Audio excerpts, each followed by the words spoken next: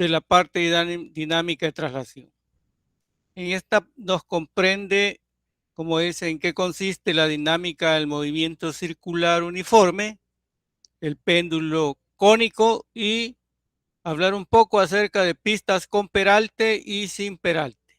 Siempre el cuerpo analizando como partícula.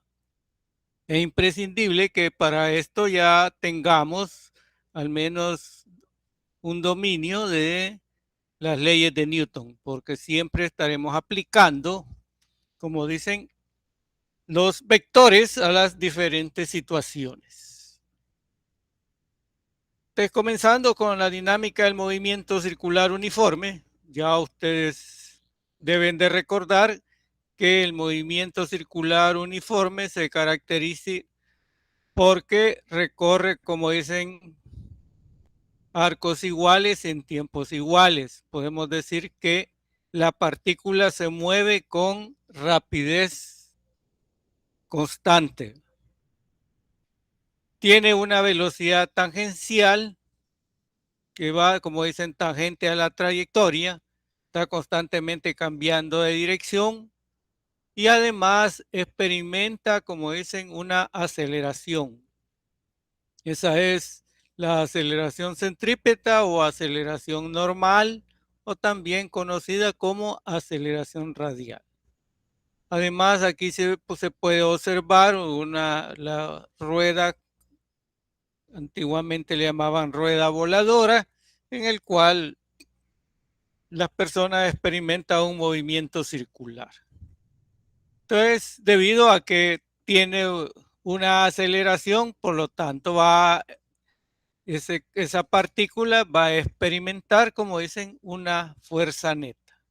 Esa fuerza neta, pues ni modo, tiene que ir en la aceleración normal, ¿verdad? Está cambiando constantemente de dirección. Aquí se menciona, por ejemplo, como dice en el estudio del movimiento circular uniforme, ¿no? Se vio en la unidad 2 que la velocidad del móvil no cambia de módulo, solamente su dirección. Entonces el móvil tiene una aceleración, como dicen, que está dirigido hacia el centro de la trayectoria. Por esa razón se le llama aceleración normal, que una de sus características es que es perpendicular a la velocidad. La velocidad va en la dirección tangencial y la aceleración normal o aceleración centrípeta está dirigida, como dicen, hacia el centro. Esa aceleración normal, su magnitud no es más que la rapidez elevada al cuadrado entre el radio de la trayectoria. Luego tenemos una de las aplicaciones, como dicen, las aspas de un molino. Por ejemplo, esta es un molino de viento y tenemos la velocidad tangencial, está la partícula, como dicen, o las aspas girando en sentido antihorario. La aceleración normal a su n o a su c o a su r siempre está dirigido hacia el centro de la trayectoria. La velocidad va tangencial a la partícula, aquí está dirigida el vector velocidad hacia arriba porque el giro es en sentido antihorario. La aceleración normal va en esta dirección. También esto lo podemos graficar, como dicen, una circunferencia mucho más sencillo, el sentido de giro es sentido antihorario.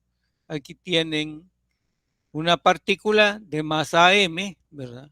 La velocidad tangencial, que es tangente a la trayectoria, la aceleración centrípeta, que es la aceleración neta que experimenta el cuerpo.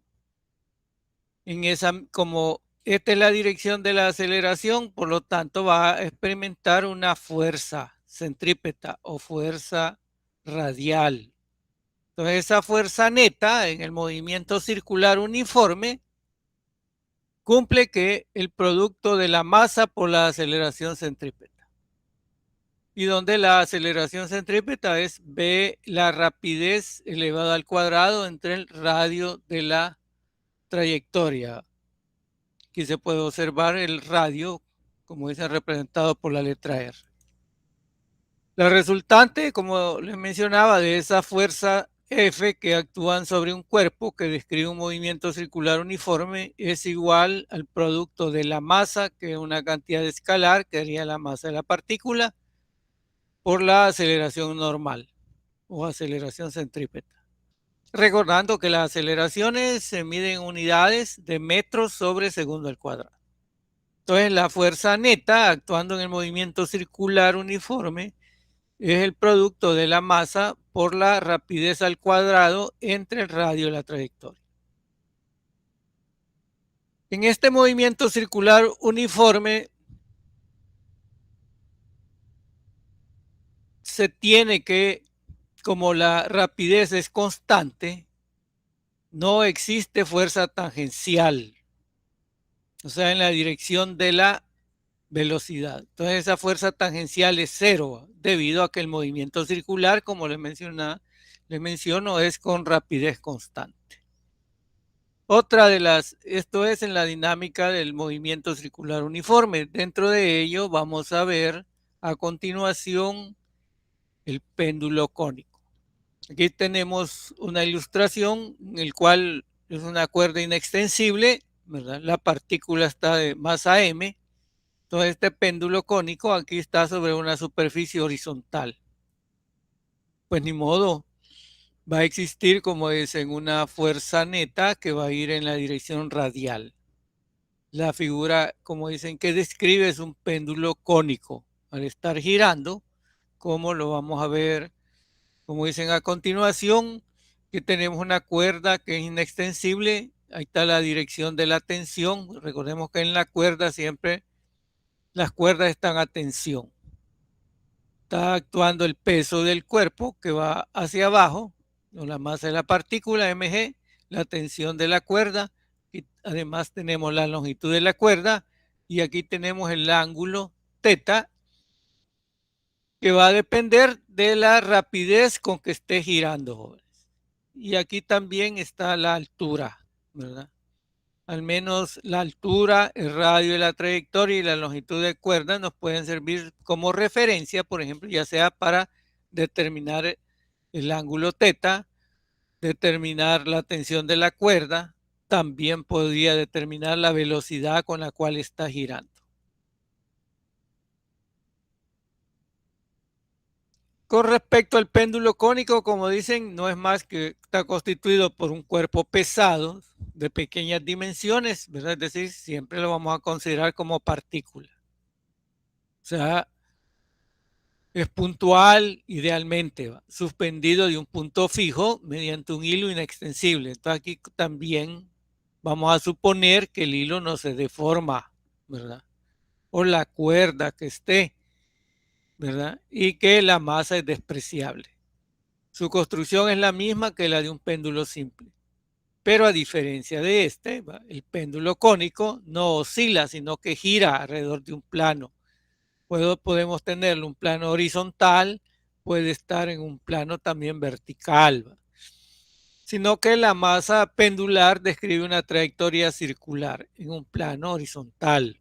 Ese es el único caso que vamos a estudiar nosotros, con aceleración constante, pero es la magnitud de la aceleración, porque en sí la aceleración, recordemos, está variando, ¿verdad? Porque es una cantidad vectorial. Entonces su nombre proviene, como es, del hecho de que el hilo lo que trata de formar es una superficie cónica. A continuación se les muestra un péndulo cónico, ¿verdad? En el cual, por ejemplo, ¿qué ocurre? Como dicen, si la rapidez se incrementa, ¿qué sucede si la rapidez disminuye? ¿Verdad? Entonces eso hace variar el ángulo θ, ¿verdad? O sea, el ángulo que hace la cuerda con respecto al eje vertical. Aquí además se les presenta la rapidez V es igual a omega, omega es rapidez angular, pues radio es la trayectoria. Que puede servir para al menos tener una idea y nos sirve como una ilustración de ver cómo varía, ¿verdad? O sea que la velocidad, como dicen, si aumentamos el ángulo teta, ¿verdad? Entonces la masa tiende a subir y experimenta, como dicen, un círculo mucho más grande, una circunferencia mucho más grande. Aquí vamos a ver, como dicen, hacer un diagrama de cuerpo libre para hacer su análisis. O sea, como dicen, dejamos sola la masa M, ¿verdad? Y ahí dibujamos las fuerzas. Solamente actúan dos fuerzas, como es una cuestión ideal, ¿verdad? La tensión de la cuerda, que está dirigida, como dicen, a lo largo de la longitud de ella, ¿verdad? Una tensión puede ser una incógnita. La masa y la gravedad, que es el peso, que es una fuerza vertical. Pues ni modo, como solamente están actuando esas dos fuerzas, ¿verdad? Y está generando un movimiento circular, pues ni modo, experimenta una fuerza en la dirección central, ¿verdad? La dirección radial también. Entonces ahí presenta la aceleración centrípeta y por lo tanto ahí va a estar la dirección de la fuerza centrípeta o fuerza normal o fuerza radial. Para su análisis, la tensión de la cuerda, como dicen, se descompone en sus componentes rectangulares, ¿verdad? Podemos llamar el eje X el eje horizontal, entonces ahí tenemos T sub X y el T sub Y en el eje vertical. Pero los ángulos están medidos con respecto al eje vertical. Entonces, al plantear la sumatoria de fuerzas, se va a dar la siguiente situación. En el eje vertical, planteamos la primera condición de equilibrio. ¿Por qué? Porque el movimiento es sobre un plano horizontal. Entonces, por lo tanto, la sumatoria de fuerzas en Y igual 0. Entonces, al sustituir sus componentes rectangulares de la figura, se tiene que el T coseno teta, ¿verdad?, menos mg igual 0. Esa es la componente vertical, ¿va? T coseno teta, el ángulo teta, y se pone coseno es porque el ángulo está medido con respecto al eje vertical. Entonces, el lado adyacente de ese triángulo rectángulo que se observa sería T coseno teta. De ahí se obtiene que T coseno teta es igual a mg, que corresponde al peso del cuerpo. Luego se plantea la sumatoria de fuerzas en X, va a ser igual al producto de la masa por la aceleración centrípeta o aceleración normal.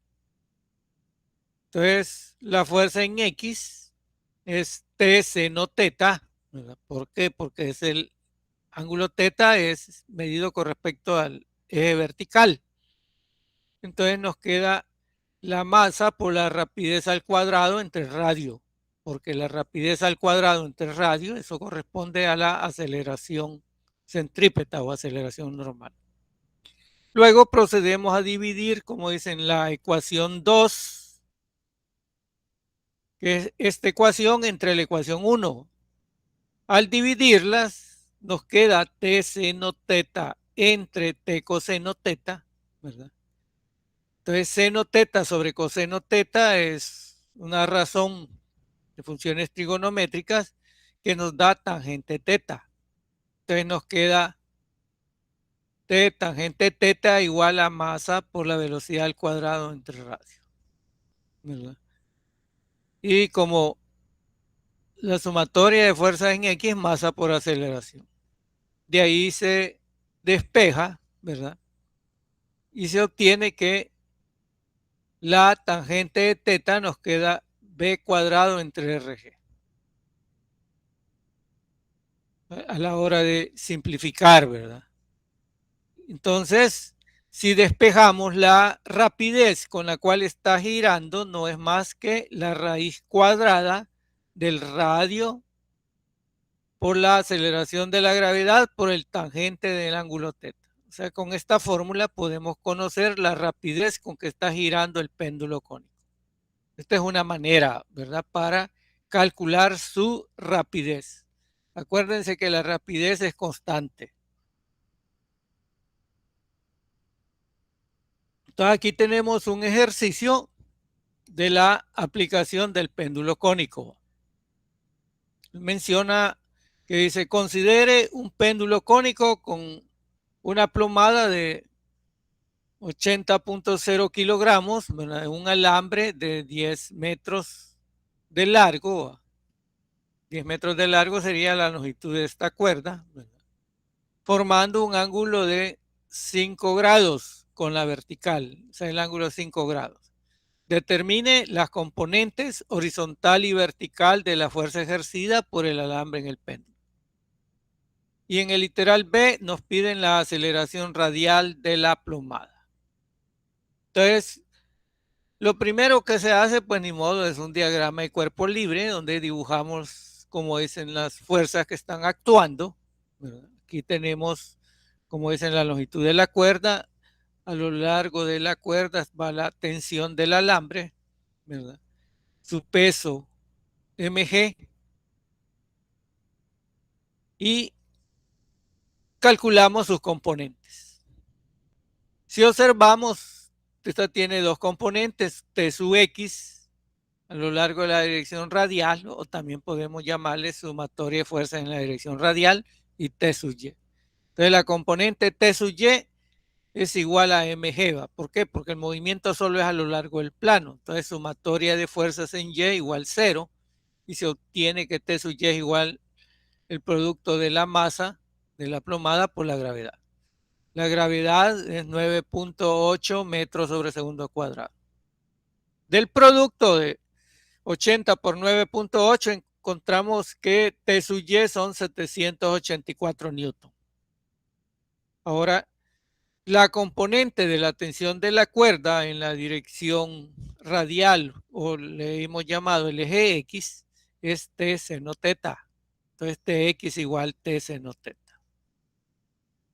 Pero como ya habíamos encontrado la componente T sub y, ¿verdad?, entonces hacemos la sustitución de tal forma de que me interesa T sub x, ¿verdad?, haciendo uso de las relaciones trigonométricas. Yo sé que seno teta sobre coseno teta es tangente teta. Entonces obtengo de esta forma la componente T sub x. Me va a quedar T sub y tangente teta, y estos serían los 784 newton por la tangente de 5 grados. Eso nos da aproximadamente 68.6 newton. Con esto hemos resuelto el primer literal que nos decía determinar las componentes de la tensión de la cuerda. Ahora, si queremos encontrar la tensión de la cuerda, pues ni modo, como dicen, aplicamos el teorema de Pitágoras, que sería la raíz cuadrada de 68.6 al cuadrado más 784 al cuadrado. De esa forma podríamos hallar la magnitud de la tensión de la cuerda. En el literal B, como dicen, nos piden la aceleración. Como dice, la aceleración radial de la plomada, o la aceleración tangencial, o aceleración centrípeta. Entonces, recordando que se tiene que la sumatoria de fuerzas a lo largo del eje X es el producto de masa por aceleración centrípeta, entonces tengo T seno teta igual a mv cuadrado sobre R, y de ahí, como dicen, despejo la aceleración centrípeta, que va a ser T seno teta entre la masa.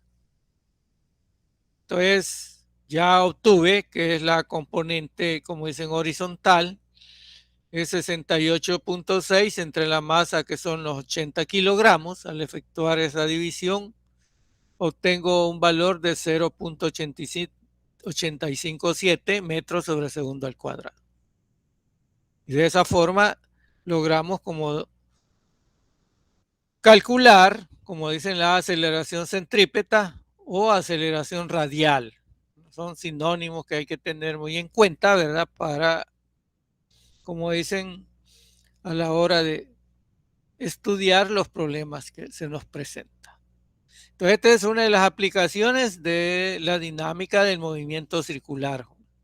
También ustedes pueden hacer un movimiento a lo largo de un, como dicen, de un círculo vertical, ¿vale? Y poder calcular cómo varía, como dicen, la tensión de las cuerdas. Tiene muchos campos de aplicación, al menos antes existían en los motores, creo que todavía están los llamados gobernadores, que hay un control de velocidad. Hoy, como ya todo se está haciendo, como dicen, digital, ya uno solo mira, como dicen las cajitas, y solo mira o calcula la rapidez de giro. Vamos a ver ahora, como dicen, qué es lo que vamos a entender pistas con peralte y sin peralte. Pueden ser pista o la carretera. Recordemos que los peraltes son importantes más que todo en las curvas para evitar accidentes. Aquí en nuestro país hay, como dicen, las carreteras que están rectas, la mayoría son las horizontales, y las que están con peraltes pequeños, 5 o 10 grados, lo mucho. Entonces, presentan un desnivel. Ejemplo de ello, si han tenido oportunidad o alguna vez tienen curiosidad, pueden visitar el Velódromo Nacional. Ahí está peraltado para que las competencias de ciclismo, como dicen, no traten de deslizarse, ¿verdad? Por eso se hacen los peraltes, ¿verdad? Veamos qué es lo que entendemos como peralte, jóvenes. El peralte, como dicen, se define como la inclinación transversal de una plataforma o plataformas, pueden haber varias, que conforman una carretera en los tramos en una curva. Un peralte, como dicen, es en una carretera, circuito o vía férrea, porque se puede dar, es una elevación mayor de la parte exterior de una curva en relación con la parte interior. Esto es para diseñar y evitar, como les digo, que los vehículos no vayan a unas velocidades muy altas y tienden a deslizarse, ¿verdad? Por eso es importante tener, como dicen los vehículos, llantas en buenas condiciones para evitar que se vayan a derrapar, o sea, que vayan a deslizar, porque si no, pues se da un accidente. Entonces, de esas curvas vamos a ver cómo es en una carretera horizontal, pero sin peralte. Entonces, como dicen, un automóvil describe una trayectoria circular de radio R con velocidad constante V. La magnitud de la velocidad es constante.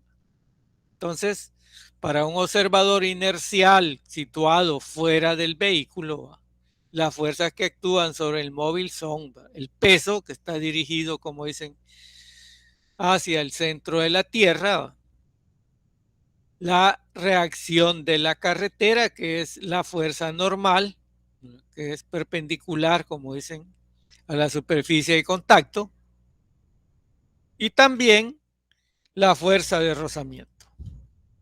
Entonces, esta última es la que hace que el vehículo describa una trayectoria circular. Por eso es importante, inclusive en muchas carreteras de nuestro país, siempre ponen rapidez máxima, ¿verdad?, al entrar a una curva, o algunos le ponen curva peligrosa. Entonces los vehículos deben disminuir la velocidad para evitar que vayan a deslizarse en la carretera, y más especialmente llevan llantas lisas. Ya inclusive tener mucho más cuidado cuando, como dicen, ha estado lluvioso. Entonces aquí tenemos un vehículo, para un vehículo de carrera, tenemos una curva que se refiere a esta que está indicada, ¿verdad? Ahí va este vehículo, pero es carretera horizontal. Entonces dibujamos las fuerzas que están actuando, ¿verdad? Es la fuerza, el peso del cuerpo que se dirige verticalmente hacia abajo, la reacción, como solo estamos analizando el vehículo, La reacción normal que actúa perpendicular a la superficie de contacto va hacia arriba. Entonces, el movimiento es a lo largo de la curva. Entonces, aparece también la fuerza de fricción, ¿verdad?, que va en esta dirección. Y por lo tanto, como un movimiento curvilíneo, en esa misma dirección aparece la aceleración centrípeta o aceleración normal. Entonces, en el eje vertical, ¿verdad?, porque como la carretera es horizontal, planteamos sumatoria de fuerzas en Y igual 0. Eso me indica que la fuerza normal menos el peso del vehículo es igual a 0. En cambio, en el movimiento curvilíneo, vamos a plantear sumatoria de fuerzas en X igual a la masa por la aceleración centrípeta. Entonces, estas son las dos ecuaciones básicas, ¿verdad?, la cual nos va a ayudar para buscar, como dicen, las incógnitas que nos interesan. Entonces, a partir de sumatoria de fuerzas en Y igual 0 en el eje, a lo largo del eje vertical, voy a tener que la normal menos el peso igual 0. Eso me indica que la normal es igual al producto de la masa por la gravedad. Entonces, ahí tengo una ecuación 1, luego la fuerza neta en X es igual a la masa por la aceleración centrípeta. Entonces, la única fuerza que actúa es la fuerza de fricción, F sub S. F sub S va a ser igual al producto de masa por aceleración centrípeta. Entonces, recordemos que anteriormente ya hemos visto que la fuerza, una ley empírica, que la fuerza de fricción es igual al coeficiente de fricción, ¿verdad? O sea, de la superficie de las llantas del vehículo y la carretera, que es mu, coeficiente adicional por la normal. La fuerza normal ya la obtuvimos, que es igual a mg, entonces me queda que mu sub s igual a mg igual a la masa por la rapidez al cuadrado entre radios. Puedo simplificar la masa en ambos lados, ¿verdad? Entonces me queda que la aceleración centrípeta es mu sub s por la gravedad igual b cuadrado sobre el radio. Despejando, la velocidad va a ser igual a la raíz cuadrada del coeficiente de fricción por la gravedad por el radio. Entonces aquí acostumbran, como dicen, un coeficiente promedio, ¿verdad?, de las llantas, como dicen, y la carretera. Por eso es importante que a la hora de diseñar, como dicen los ingenieros civiles que diseñan estas curvas, ¿verdad?, se basan en tablas, en estándares. Entonces ya hay un coeficiente promedio, la gravedad y el radio de curvatura, como dicen, de la curva que se les había mencionado, el radio del círculo que describe. Puede ser un semicírculo, por ejemplo. Entonces, en eso se basan para calcular la rapidez. Y por eso es importante que en muchas carreteras, si ustedes han observado, ahí le ponen va rapidez máxima tanto, o al otro le ponen curva peligrosa. Entonces, esta sería la velocidad máxima sin derrapar. Entonces, la mayoría de accidentes ocurre, ¿por qué? Porque superan esta velocidad. Y si superan esta velocidad, pues ni modo. Lo que va a suceder es que ese coeficiente, pues ni modo, como dicen, debido a las llantas lisas, ya no ejerce, como dicen, la fricción necesaria y tiende a deslizar. Entonces se dan los accidentes. En nuestro país, por ejemplo, se ha dado muchos accidentes en una curva que llaman la curva del Papaturro, que es aquí carretera al Puerto de la Libertad. Si alguna vez tengan oportunidad, pues ni modo, cuando viajen, como dicen, hay que ir con mucho cuidado, porque hay que evitar, como dicen, los accidentes a toda costa y respetar, como dicen, las señales de tránsito. Entonces, a partir de ahí, se despeja, como dicen, el coeficiente de fricción. que va a ser igual a la rapidez al cuadrado entre el radio por la gravedad. Entonces este es el coeficiente de fricción estática mínima para viajar, ¿verdad?, a una determinada velocidad. Entonces hay un rango de valores, ¿verdad?, que se recomienda.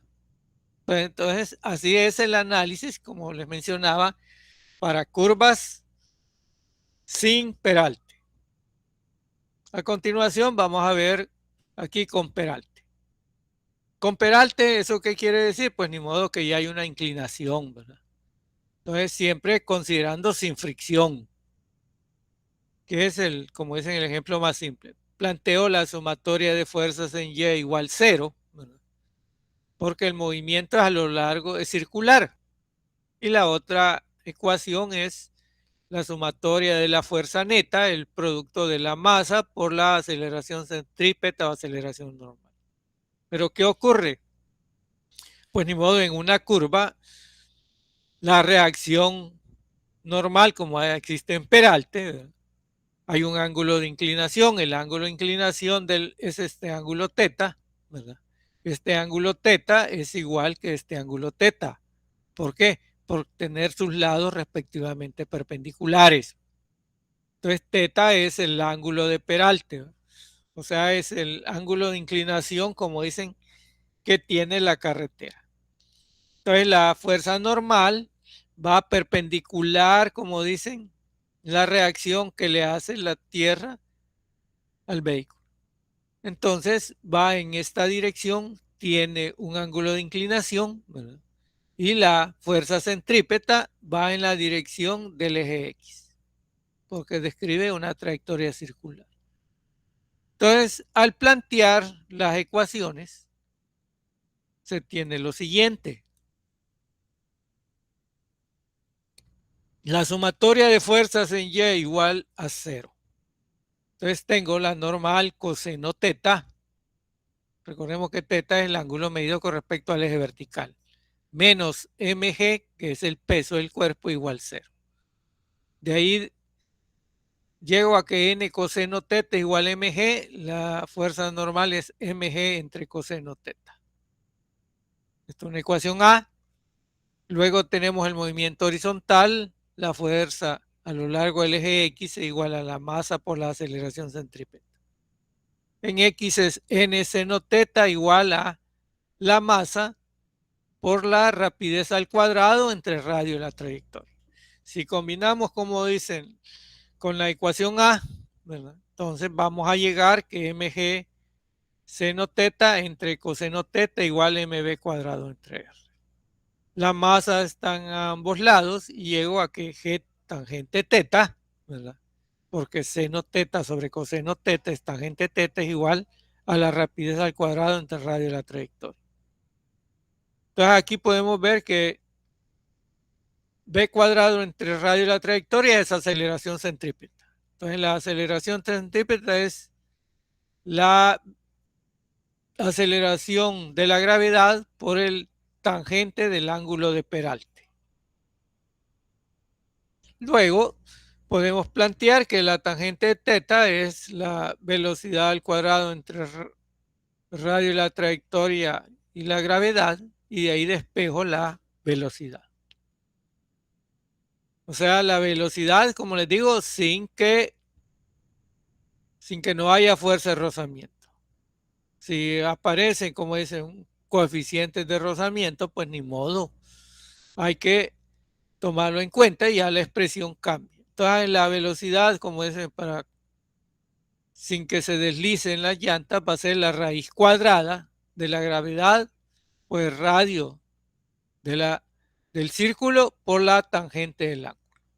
Esas son las fórmulas básicas que se aplican, como les digo, para las curvas con peralte. Vamos a hacer un ejercicio en el cual nos plantean lo siguiente. Nos dicen que el radio de curvatura de una carretera es de 150 metros y está diseñada para que el tráfico se mueva con una rapidez de 17.9 metros sobre segundo. Si no está peraltada, determine el coeficiente mínimo de rozamiento entre el automóvil y la carretera. Ese es el literal A. Y para el literal B nos piden qué peralte debe darse a la curva si se desprecia la fricción. Para evitar, como dicen, el desgaste de las llantas, más que todo, ¿verdad?